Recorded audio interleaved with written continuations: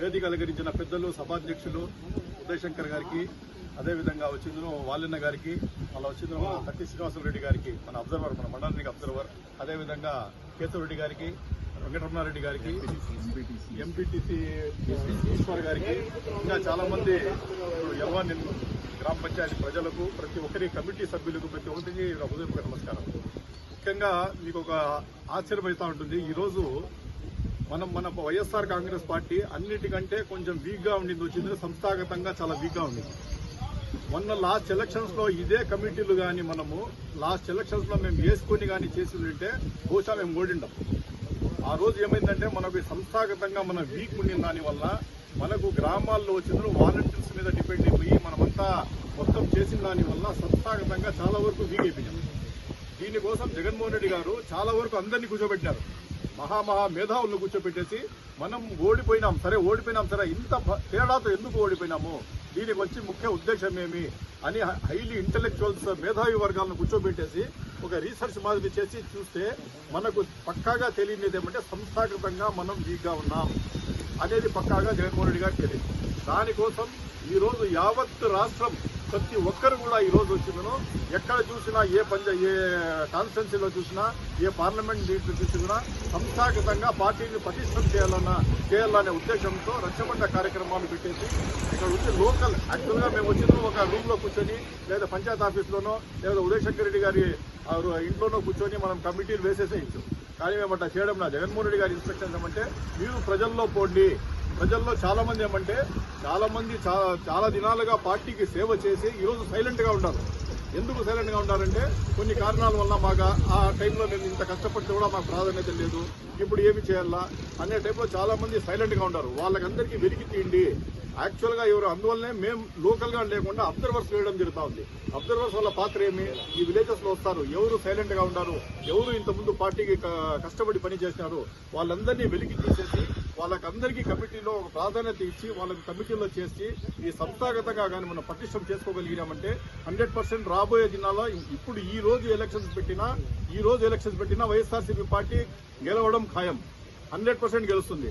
కానీ ఈ రోజు మనం ఎందుకు ఇవన్నీ చేసుకుంటున్నాం, సంస్థాగతంగా పటిష్టం ఎందుకు చేసుకుంటామంటే ఈసారి జగన్మోహన్ రెడ్డి గారిని సీఎం అయినారంటే 30 సంవత్సరాలు ఆయన ఎవరు తాకకూడదు. 30 సంవత్సరాలు వైఎస్ఆర్ కాంగ్రెస్ పార్టీ జెండా ఎగిరివేయాలా. మనం వెస్ట్ బెంగాల్ అంతా చూసినాం. వెస్ట్ బెంగాల్లో వచ్చి ముందు కమ్యూనిస్ట్ పార్టీ వాళ్ళు 30 సంవత్సరాలు వెళ్ళారు. ఈ రోజు మమతా బెనర్జీ గారు ఉన్నారు. ఆమె కూడా ఈ రోజు 16-17 సంవత్సరాల నుండి అక్కడే సీఎంగా ఉండి వాళ్ళు కంటిన్యూ అవుతా ఉన్నారు. ఆ విధంగా జగన్మోహన్ రెడ్డి గారిని మనము పక్కాగా 30 సంవత్సరాలు సీఎంగా చేసుకోవాలని చెప్పి ఈ రకంగా ఈ కమిటీ చేసుకోవడం జరుగుతుంది.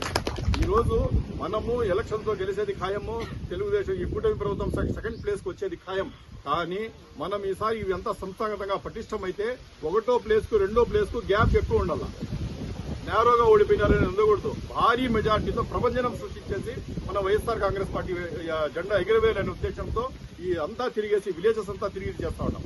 ఇప్పుడు మీరు అంటారు, ఇప్పుడు ఈ రోజు ఈ కమిటీలో మనం వేస్తున్నాం, కమిటీల్లో మనకు వేస్తామంటే మనకేమి లాభము, ఏం సార్ ఇప్పుడు 90 మంది ఒక పంచాయతీ ఎలక్షన్ ఎన్నుకుంటా ఉంటారు, మాకు ఏమి లాభం అని మీకు అనుమానం ఉండదు. ఏమి లాభం అంటే ఇంత ముందు ప్రభుత్వంలో వాలంటీర్లను ముందు పెట్టేసి ప్రతిదీ కూడా చేశారు. కానీ ఈసారి ఏమంటే ఈసారి ఎవరు ఈ కమిటీ సభ్యులు ఉంటారో వాళ్ళకు వచ్చిన కార్డులు కూడా ఇష్యూ చేయడం జరుగుతుంది.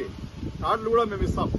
ఆ కార్డులన్నీ తీసుకొని పోయేస్తున్నాం. ఫ్యూచర్ లో ఇక్కడ ఒక హెల్పర్ పోస్ట్ కావాలంటే కూడా, అంగన్వాడీ పోస్ట్ కావాలంటే కూడా, లేకపోతే మీకు ఏదైనా లోన్లు కావాలంటే కూడా, అదేవిధంగా మీకు రోడ్లు కావాలంటే, డ్రైన్స్ కావాలంటే ఏది అడిగితే కూడా ఫస్ట్ వచ్చిందనో ఈ కమిటీ సభ్యులు డిసైడ్ చేస్తే అదే జరుగుతుంది. మిమ్మల్నే ముందు పెట్టి ప్రభుత్వం జరుగుతుంది. జగన్మోహన్ రెడ్డి గారు సీఎం అయినా, ఎమ్మెల్యే గారు ఎవరైనా కానీ ఈ గ్రామంలో మటుకు ప్రభుత్వం మీ చేతుల మీద ఉంటుంది. ఆ కార్డు వాల్యూ ఈ రోజు మనకు అర్థం కాదు. ఈ రోజు మీరు కమిటీ సభ్యులుగా ఉంటే ఆ కార్డు వాల్యూ అనేది మీకు అప్పుడు అర్థమవుతుంది. ఏమరా ఈ కార్డు తీసుకున్నాము, ఇది ఒకటి వరం మనకు అనేది మీకు అప్పుడు తెలుస్తుంది. మీరు కానీ ఆఫీసులో పోయినారంటే, ఆ కార్డు తీసుకుని మీరు ఆఫీసులో పోయినారంటే జగన్మోహన్ రెడ్డి గారు ఇన్స్ట్రక్షన్స్ ఇస్తారు. ఆ ఎంఆర్ఓ కానీ ఎండో కానీ మీకు కుర్చీ వేసి కూర్చోబెట్టి టీ కాపీ ఇచ్చి మీ పనులు చేసుకుంటారు. ఆ రకంగా ఖచ్చితంగా జగన్మోహన్ రెడ్డి గారు మాట చెప్తా ఉన్నారు. ఏది ప్రభుత్వం చేసినా ఈ పంచాయతీలో మీరే మొత్తం నిర్ణయాధికారం, మీరు ఏది చెప్తే అది చెప్తుంది. ఎమ్మెల్యేలు కూడా ఆడ కూర్చొని డిసిషన్ తీసుకునే దానికి ఆయన కూడా రావాలా. ఈ రకంగా మీకు అందరికీ అసెంబ్లీ చేయాలా, ఈ ఊరి ప్రాబ్లమ్స్ ఏం కనుక్కోవాలా. కనుక్కుని తర్వాత మీరు ఎట్లా చెప్తే అట్లా ఎమ్మెల్యే కూడా చేయాలా తప్ప ఆ ఎమ్మెల్యే చెప్పినట్టు మీరు చేసేది ఉండదు. అంత ప్రాధాన్యత నేను ఇస్తాను అని చెప్పి జగన్మోహన్ రెడ్డి గారు మాట చెప్తా ఉన్నారు. కాబట్టి ఈ కమిటీలకు చాలా వాల్యూ ఉంది. ఈరోజు ఈ కార్డు రావడం నిజంగానే ఒక వరం మనకు. కాబట్టి మనం కూడా మన పాత్ర ఏమి, ఆయన ఖచ్చితంగా మాట చెప్పినాడు. జగన్మోహన్ రెడ్డి గారు ఒక్కసారి మాట చెప్పినాడంటే మాట తప్పే వ్యక్తి కాదు. ఆయన చెప్పినాడంటే చేసి తీరుతాడు. 100% మీకు ప్రాధాన్యత ఇస్తాను. జగన్ 2.0లో నెక్స్ట్ ప్రభుత్వంలో మొత్తం మీదే పెద్ద పాత్ర ఉంటుందని చెప్పి ఖచ్చితంగా చెప్పాడు. ఆయన పాత్ర ఆయన చేసి తీరుతాడు. మన పాత్ర ఏమంటే మంచి వాళ్ళను, క్యాపబుల్ ఉండే వాళ్ళను మనం ఎన్నుకోవాలి.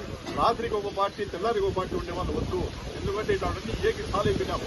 జగన్మోహన్ రెడ్డి గారు సీఎంగా ఉండేటప్పుడు అందరికీ నేను న్యాయం చేయాలా, అందరికీ చేయాలని చెప్పి చాలా వరకు చేసేస్తారు.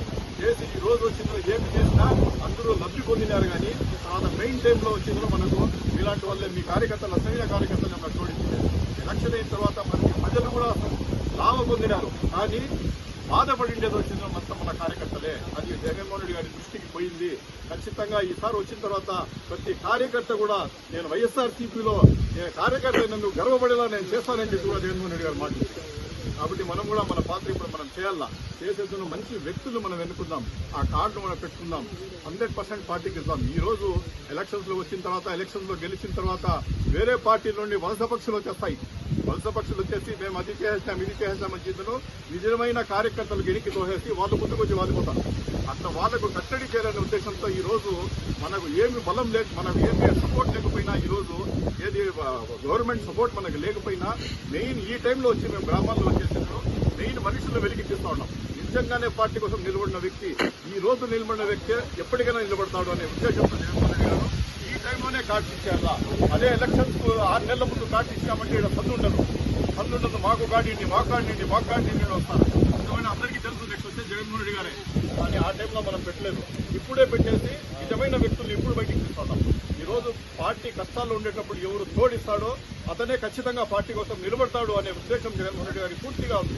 కాబట్టి ఆయన పాత్ర ఆయన చేస్తాడు. కాబట్టి మన పాత్ర మనము చేసి ఈ పార్టీకి మనం బలంగా ఉండాలా. ఖచ్చితంగా ఈ రోజు మీరు పదవులు ఇస్తారు. మీకు పదవులు ఇచ్చిన తర్వాత ఆ కార్డు నెత్తులపై అలంకారంగా ఇంట్లో పెట్టేసేది కాదు. అలంకారం కోసం కాదు ఈ పదవి ఇస్తా ఉండేది. మీకు ఇస్తా ఉండేది కష్టపడేదానికి.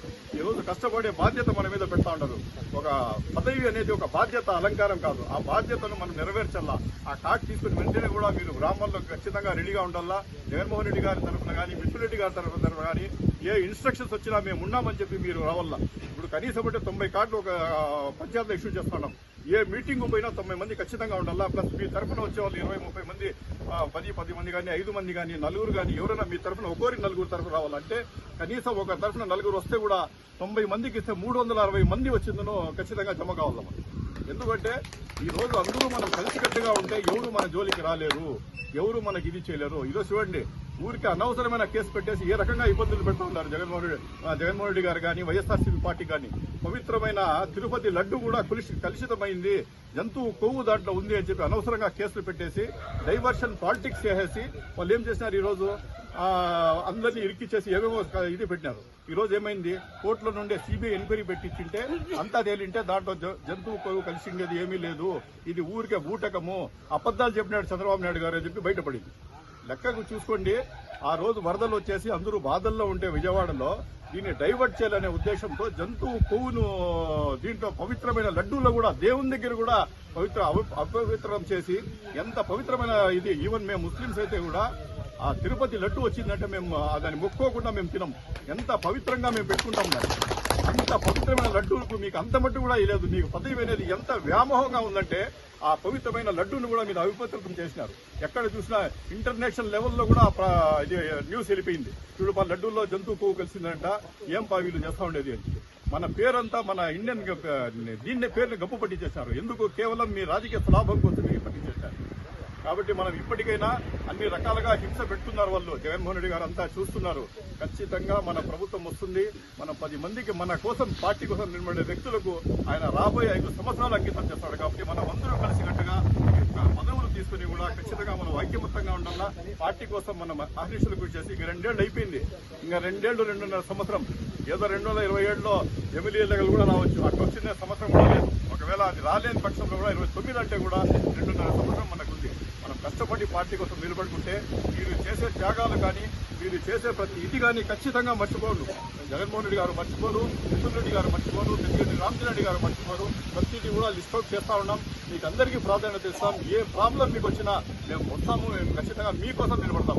ప్రజల కంటే ఫస్ట్ ముఖ్యంగా కార్యకర్తల కోసం ఈసారి ఈ ప్రభుత్వంలో నెక్స్ట్ టైం నిలబడుతుంది. కాబట్టి మీరు కూడా మీ దీన్ని చూపించండి. మీరు కూడా కష్టపడి పార్టీ కోసం పనిచేయండి. ఖచ్చితంగా మనం జగన్మోహన్ రెడ్డి గారికి మళ్ళా తిరిగి తీసుకునే బాధ్యత మన మీద ఉంది. మీరందరూ కలిసి గట్టిగా పనిచేస్తారని ఆశిస్తూ ఈ అవకాశం ఇస్తున్నాం.